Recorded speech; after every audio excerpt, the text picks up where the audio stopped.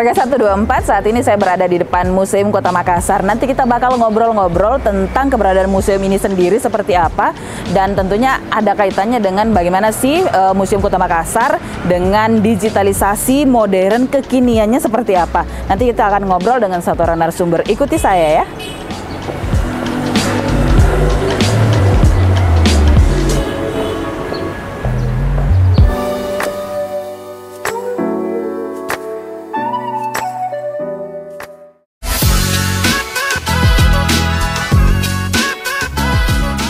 Warga 124, ketemu lagi kali ini bareng saya Karnila Kandi. Kita akan membahas tentang seperti apa sih kebudayaan yang ada di Kota Makassar. Meskipun namanya Kota Makassar, tapi seperti apa ya? Apakah budaya yang ada di Kota Makassar ini juga tergerus oleh zaman? Nah, kita akan bahas lebih jauh bersama Ibu Kadis Kebudayaan Kota Makassar, Ibu Andi Hervida Atas. Assalamualaikum, selamat pagi, Bu, menjelang siang. Waalaikumsalam warahmatullahi wabarakatuh. Apa kabar ini, Bu? Alhamdulillah, sehat ya. Sehat ya.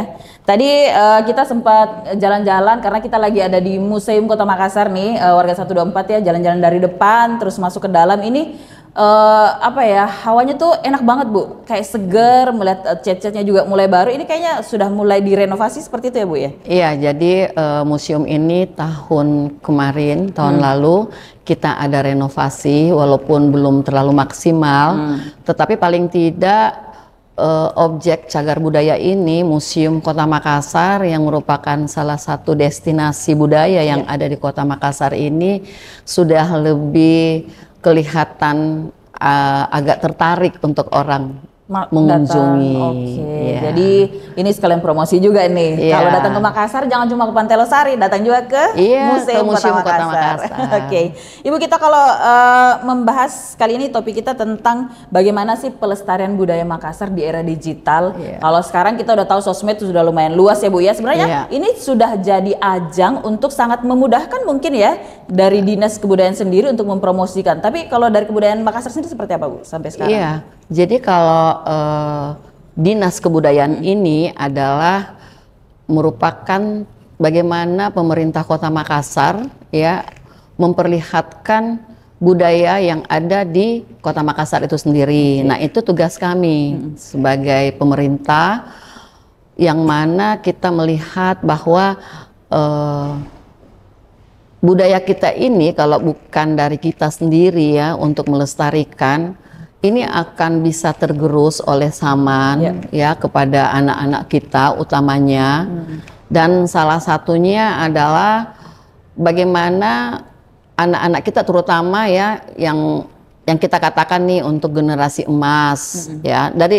Dari awal anak-anak kita ini sebelum mereka terkontaminasi dengan budaya-budaya lainnya, seperti kita ketahui anak-anak umur 1 tahun, 2 tahun pun sudah bisa melihat gadget. Nah, inilah yang sebenarnya menjadi tugas utama dari Dinas Kebudayaan ini sendiri. Karena biasanya kan istilahnya ini masih dari tahun 90-an mungkin atau sampai tahun 2000-an, budaya-budaya barat itu sudah mulai memasuki, apalagi generasi milenial sekarang, Gen Z, sampai sekarang kita menyambut Gen Alpha, seperti itu. Tapi kalau Dinas Kebudayaan sendiri, sosmednya udah mulai banyak ini, Bu ya, untuk Kota Makassar. Iya, sudah. Lebih banyak mempromosi tentang apa di dalam? Jadi kita mempromosinya itu segala aspek daripada bagaimana kita harus menjaga.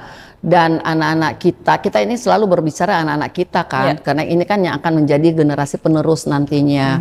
Kalau usia-usia kita, usia-usia yang boleh dikatakan remaja pun juga akan tidak mengenal budaya ini ketika kami dari pemerintah, dalam hal ini Dinas Kebudayaan, tidak selalu berupaya untuk melestarikan baik daripada seni budaya ya, perilaku sehari-hari, karena jangan dikatakan bahwa pelestarian budaya itu hanya kita memikirkan soal seni, soal cagar budaya. Yang paling utama adalah juga adat istiadat, budaya bagaimana masyarakat Makassar itu ya. Sekarang saja kita kayaknya pernah nggak mendengar kalau anak-anak kita tabe. Nah, itu kan hampir sudah dikatakan jarang. Sudah jarang. Lewat-lewat saja. Nah, inilah harapan, sebenarnya harapan kami, harapan semua kita ya, orang tua yang budaya yang mempererat bagaimana budaya Makassar itu tidak harus kepada anak-anak kita itu sudah melupakan adat istiadat seperti itu, ya.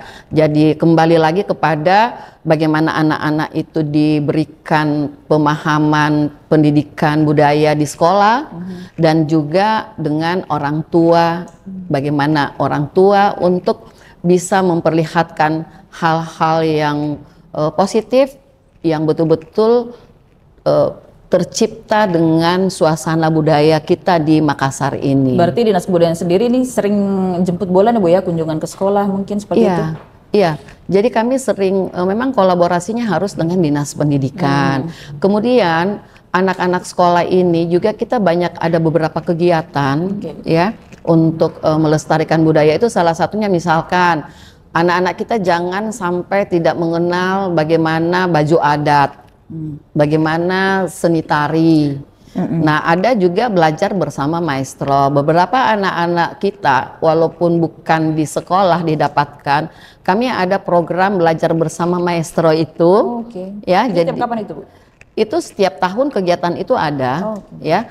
Kalau kemarin kami mengajarkan itu kepada anak-anak yang berbasis lorong wisata. Nah, sekarang untuk melestarikan seni budaya ini, kegiatan ini setiap tahun ada. Dari anak-anak yang tadinya tidak mengenal gerakan tarian, yang tidak mengenal bagaimana memukul gendang, itu akhirnya bisa, dan akhirnya anak-anak kita juga sudah bisa melihat, oh begini budaya seni tari. Dan untuk mengakses, kan sekarang era digitalisasi ya, era digitalisasi sebenarnya lebih memudahkan untuk pelestarian budaya. Anak-anak bisa mengakses lewat Instagram, misalkan Instagram Museum Kota Makassar, lewat website Dinas Kebudayaan Kota Makassar. Iya. Nah, kalau mungkin sedikit kisi-kisi dari Ibu Kadis di dalam website Dinas Kebudayaan itu apa saja sih Bu isinya yang bisa kita dapat gitu? Iya, contohnya museum ini salah satu destinasi cagar budaya ya. Di dalam ini kan banyak sekali koleksi, karena ini adalah destinasi yang bisa kita mengenal bagaimana pemerintahan Kota Makassar dari zaman awal sampai saat ini dan akan datang. Di dalam koleksi ini pelestariannya adalah koleksinya kita selalu memelihara dengan membersihkan yang namanya restorasi ya. Kemudian semua koleksinya sudah berbasis digitalisasi. Ya, jadi kalau anak-anak yang sudah malas untuk membaca lebih panjang, lagian juga kan tidak mungkin dalam satu koleksi ini kita harus tulis panjang-panjang, sementara dalam museum ini koleksinya kurang lebih ada 600 koleksi. 600. Ya, itu akhirnya dengan perkembangan zaman yang modern ini, untuk menarik anak-anak juga harus melihat destinasi ini itu dibuat secara digitalisasi. Tadi sempat jalan-jalan ada barcode Ibu ya? Ada barcode. Dari situ kita bisa lihat apa aja Bu dari barcode itu? Semua koleksi ada barcode-nya, dan kita sudah bisa melihat ketika kita akses, sudah bisa terlihat koleksi ini berada dari tahun berapa, sejarahnya, lengkap informasinya lengkap informasi. Dan hampir semua anak sekolah yang di Kota Makassar ini sudah bergiliran untuk mengunjungi museum ini, baik sekolah negeri maupun swasta. Dari luar kota juga banyak Bu? Dari luar kota banyak, dan memang kita juga ada kegiatan dari Museum Kota sendiri adalah edukasi untuk belajar di Museum Kota Makassar ini. Jadi ada edukasi, ada wisatanya juga sekalian. Ada wisatanya. Nah Ibu, kalau bicara soal tadi di dalam website kebudayaan Dinas Kebudayaan ini, selain Museum Kota, apalagi Bu yang bisa dilihat? Karena kan ada yang mereka mungkin kalau mau ke Kota Makassar bisa lihat apa ya? Mungkin buka-buka websitenya dulu, kira-kira apa ya di sana ya sebelum datang ke Kota Makassar. Selain itu apa lagi? Jadi di dalam digitalisasi Kota Makassar ini kami namakan dikemas digitalisasi kebudayaan Makassar. Di dalamnya itu sudah ada mengenai seni tari, sudah ada mengenai cagar budaya, objek cagar budaya yang ada di Kota Makassar ini yang sudah kita tetapkan dalam SK Wali Kota itu sudah ada 38 objek cagar budaya. Itu semua ada di dalam digitalisasi ini, dikemas ya, kita katakan dikemas, digitalisasi kebudayaan Makassar. Kemudian kita juga di dalam digital tersebut ada belajar bahasa lontar. Jadi kita ada belajar bahasa lontar itu kan hampir sudah punah. Dulu zaman saya di sekolah itu kita masih mendapatkan belajar khusus huruf lontar. Sekarang kan sudah tidak ada lagi. Nah, untuk melestarikan ini itu kita sudah membuat satu aplikasi namanya Apilajara, aplikasi belajar lontar. Jadi di dalam itu bahasa Makassar, tapi dengan tulisan lontar. Oke. Iya. Saya juga dulu sempat belajar tuh Bu, apa kagang angka ya, paba mampa, ya. Masih hafal. Sekarang nggak ada kan? Udah susah dapatnya Bu. Itu. Makanya, tapi kalau misalnya kayak dia di sini kan ada beberapa nih. Lokasi-lokasi yang bertuliskan dengan huruf lontar sudah agak susah bacanya. Iya, karena anak-anak pun tidak paham. Sebenarnya ini harus penguatan muatan lokal di Dinas Pendidikan. Ya, jadi kami kolaborasi lagi ya Bu. Iya, kami selalu kolaborasi bahwa muatan lokal harus memberikan pelajaran ini kepada anak-anak kita, karena sekarang kan tahu sendiri orang tua lebih bangga anaknya pintar berbahasa Inggris daripada berbahasa daerahnya sendiri. Lebih minat bahasa Inggris daripada bahasa daerah. Padahal bahasa daerah kalau misalnya kita lebih tekuni, itu kan menjadi daya tarik tersendiri, bisa datangkan uang juga kali ya Bu. Maksud saya tuh nggak apa-apa kita anak kita itu lebih fasih dengan berbahasa Inggris misalkan.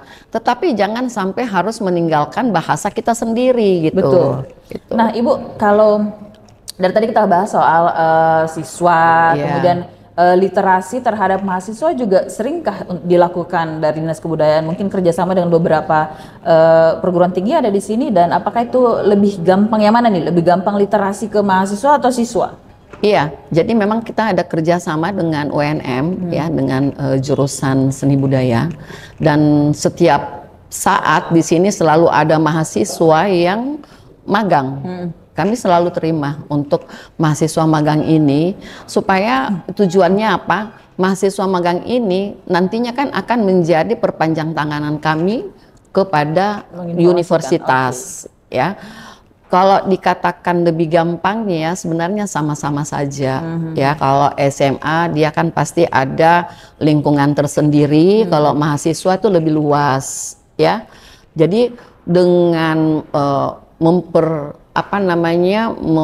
memanfaatkan anak sekolah, mahasiswa, insya Allah pelestarian budaya ini akan bisa tersampaikan dari mulut ke mulut, karena terus terang yang lebih kuat melestarikan budaya pada saat ini kan pasti kan masih orang-orang tua gitu. Nah, bagaimana caranya upaya kita untuk pelestarian ini akan tiba dan akan diingat selamanya untuk anak-anak kita sampai di kemudian hari. Jadi harus ada penerusnya. Oke, kita balik lagi ke soal digitalisasi tadi Bu. Kita belum puas nih. Tadi sudah ada website, ada semua sosial media ada ya Bu ya, Dinas Kebudayaan? Ada. Semua di Facebook, Instagram, TikTok ada juga Bu? TikTok ada. TikTok juga ada. Nah itu biasanya yang paling sering berinteraksi dengan Gen Z, milenial, apalagi Gen Alpha adalah TikTok. Nah promosinya seperti apa sih Bu di situ? Ada juga kah tentang aksara lontara itu? Ada. Jadi semua ada. Bahkan model baju adat pun ya kita sekarang sedang memasukkan, karena sekarang kita melihat orang memakai baju bodo asal memakai saja.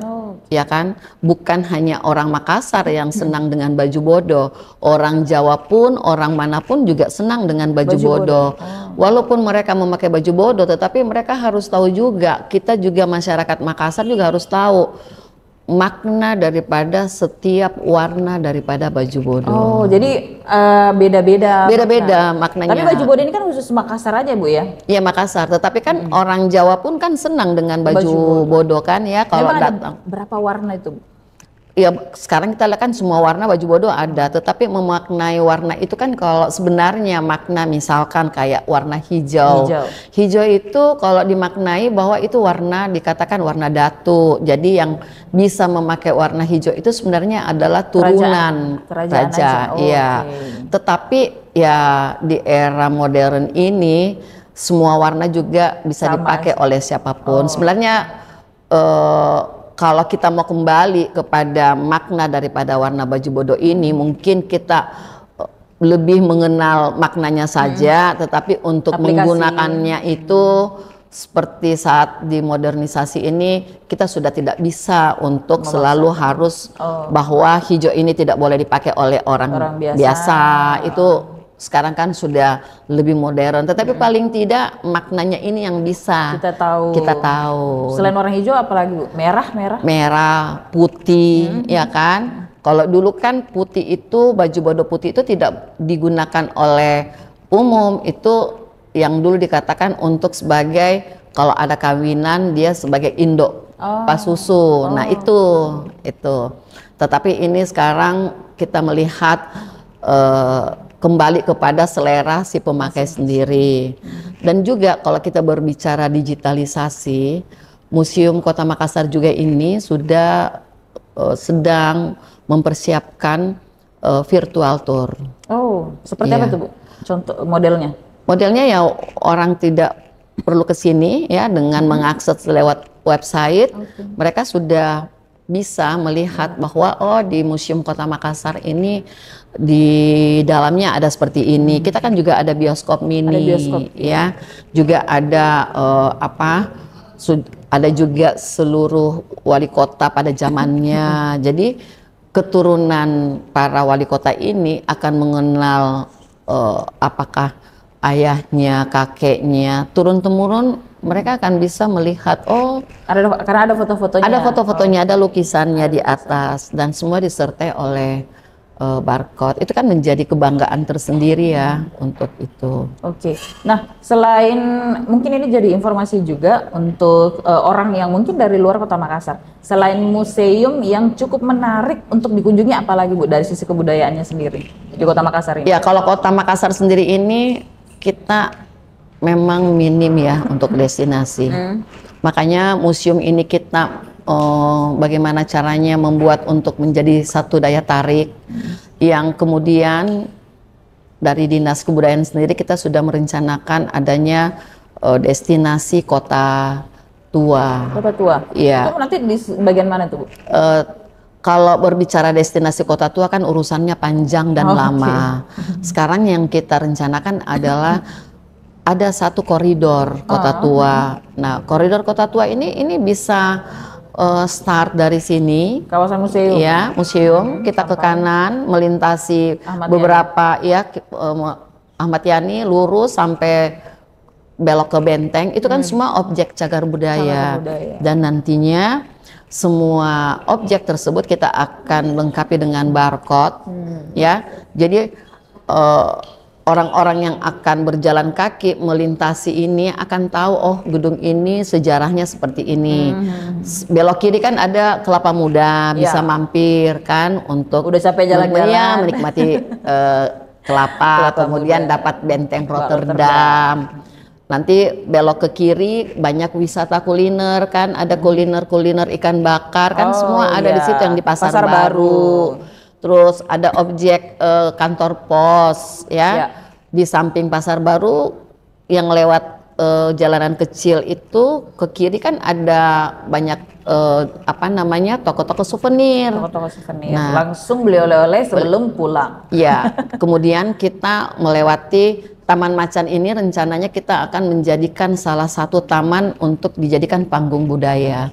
Itu masih wacana. Itulah yang kami katakan nanti akan adanya salah satu koridor kota tua, supaya ada juga destinasi bukan hanya menikmati makan seperti Makassar kota makan enak ya, tetapi juga ada beberapa pilihan destinasi untuk melihat objek cagar budaya. Ada di sini. Iya. Setidaknya mereka pulang ke kota mereka masing-masing, ada cerita yang dibawa ada pulang. Cerita itu. Dan juga foto-foto pastinya, ada selfie-selfie. Iya. Nah, Ibu kalau bicara soal regulasi sendiri dari pemerintah Kota Makassar ini untuk mendukung transformasi budaya ini sendiri ke ranah digital seperti apa dukungannya, Bu? Ya, dukungannya seperti itu tadi yang saya katakan bahwa pemerintah mensupport ya untuk beberapa objek cagar budaya ini yang memang bisa menjadi bahan edukasi buat anak-anak, informasi ya melalui video-video terus kemudian seperti kita kenal bahwa Kota Makassar ini adalah satu-satunya kota di Indonesia yang punya hari kebudayaan. Iya, setiap bulan April. Dan itu harus pakai baju baju bodoh. Nah di situ kita bisa lihat tuh yang seperti yang dibilang Ibu tadi kan, mau pakai baju hijau, merah semua boleh. Nah, akhirnya pemaknaannya mungkin kurang, tapi meskipun demikian bagaimana Bu literasinya tetap ya? Tetap. Yang penting mengetahui makna daripada warna-warna baju bodoh tersebut itu. Nah, kalau bicara soal lokasi-lokasi budaya yang sekarang difungsikan untuk lokasi pameran musik apa aja Bu? Sama ya sebenarnya foto-foto. Kalau foto-foto saya lihat ada yang di Pantai Losari aja tuh banyak Bu. Iya, di Pantai Losari ada. Seperti kan salah satu rumah adat sebagai bahan edukasi di mana kita Kota Makassar ini adalah di mana ada 4 etnis tadinya, sekarang kan Sulawesi Barat udah jadi kita ada 3. Salah satu rumah adat yang kita jadikan bahan edukasi adalah Rumah Toraja yang ada sekarang di pantai. Itu bagian daripada bagaimana masyarakat yang tidak sempat ke Toraja ya bisa melihat, paling tidak menjadikan spot foto kepada Rumah Toraja. Terus kemudian juga kan kita lihat ada sekarang wisata pinisi. Itu kan semua bagaimana upaya pemerintah Kota Makassar untuk menjadikan objek dan pelestarian budaya itu menjadi destinasi. Memang kalau jalannya ke Losari sekarang nggak sekedar lihat pantai ya, Bu. Tapi masih lumayan. Kalau misalnya tidak sempat naik perahu pinisinya, ada miniatur pinisi yang di samping Rumah Toraja. Oke. Nah Ibu kalau bicara soal perlindungan sendiri, kalau dari kebudayaan ini apakah hanya kerja kebudayaan sendiri atau harus pihak mana saja yang harus mendukung soal pelestarian ini, perlindungan warisan-warisan budaya ini? Kita harus berkolaborasi dengan beberapa stakeholder ya. Tidak mungkin kebudayaan bisa bekerja sendiri. Yang paling pastinya adalah kita harus kolaborasi dengan Dinas Pendidikan. Ya, itu paling utama karena di mana untuk menciptakan generasi emas yang mencintai budaya kan pastinya dari Dinas Pendidikan, kemudian dari Dinas Pariwisata. Kami membuat konten-konten di Hari Kebudayaan misalkan, dengan misalkan ada beberapa kegiatan ritual budaya, ya itu bisa dijadikan konten oleh Dinas Pariwisata dalam mempromosikan Kota Makassar menjadi kota budaya. Oke. Kalau tadi sempat disinggung ada kegiatan kebudayaan, ini boleh dijelaskan juga ke warga 124 kegiatannya itu apa aja dan bulan-bulan berapa aja Bu? Ya kalau untuk sementara selalunya di Hari Kebudayaan. Hari Kebudayaan itu 1 April, tetapi sepanjang bulan April itu adalah bulan budaya. Yang tahun ini karena ketemu dengan libur Lebaran ya, suasana cuaca yang tidak mendukung, sehingga insya Allah nanti di bulan Agustus kita melaksanakan Hari Kebudayaan ini yang mudah-mudahan juga sekalian untuk mencanangkan Taman Macan menjadi panggung budaya. Nah, nanti kita akan kemas area ini mungkin bisa sebulan 2 kali. Depan museum ini ya Bu? Depan museum ini juga akan menjadi Car Free Day, tetapi semua yang akan kita jajakan adalah yang berkaitan dengan tradisional. Iya, jadi jajanan tradisional, ya pernak-pernik budaya gitu. Jadi maksudnya ini wacana kita ya, mudah-mudahan karena kita tidak bisa untuk langsung bahwa akan ada, ini kita wacanakan, mudah-mudahan ini bisa terlaksana dengan baik. Udah diusulkan Bu? Udah, dan insya Allah Pak Wali Kota juga welcome. Sudah ya sangat welcome dan sudah memikirkan bahwa kita nanti akan rencanakan seperti itu di area ini, mungkin ya seperti Car Free Day, tetapi khusus untuk semua yang tradisional. Dengan cara-cara seperti itulah salah satu bentuk untuk melestarikan budaya, memperkenalkan budaya itu sendiri. Nah, kalau misalnya di sini idenya cukup menarik ini Bu, Car Free Day sepanjang ini, terus kemudian nanti ide untuk membuat koridor itu sendiri ada. Nah, ini jangan sampai nih, ini baru rencana tapi beberapa tahun ke depan dilaksanakan dan akhirnya diminati oleh para wisatawan mancanegara. Ini kan udah mulai banyak nih Bu ya yang masuk. Kalau misalnya mereka datang untuk jalan-jalan menikmati kebudayaan, ini otomatis menjadi nilai tersendiri lagi Bu tambahan lagi ya. Ya, jadi memang kita pemerintah harus selalu memikirkan kira-kira orang ke Makassar itu jangan hanya karena makanannya saja, tetapi kita harus betul-betul memunculkan minat untuk melihat bahwa di Makassar juga ada koridor kota tua yang memperlihatkan objek cagar budaya, kemudian bisa menyaksikan seni budaya di panggung budaya yang direncanakan di Taman Macan ini. Berarti yang direncanakan kode barcode di setiap gedung-gedung ini sudah harus segera nih Bu kayaknya ya Bu ya? Sebenarnya kami sudah siapkan karena semua objek cagar budaya yang sudah ditetapkan, di SK-kan dalam SK Wali Kota, semua itu sudah punya sejarah. Jadi kami tinggal pasang barcode di gedung-gedung yang akan masuk dalam lintasan zona kota tua ini. Berarti segera tahun ini? Insya Allah segera tahun ini. Nah, kalau kaitannya kolaborasinya dengan ekonomi kreatif, kalau Dinas Kebudayaan sendiri selama ini seperti apa Bu? Ya, karena ya sebenarnya ya salah satu contoh museum ini kan harusnya sudah ada bisa menjajakan UMKM di sekeliling museum ini sudah bisa, tetapi itu kami masih mengatur karena yang namanya pemerintahan semua harus ada regulasi yang mengaturnya.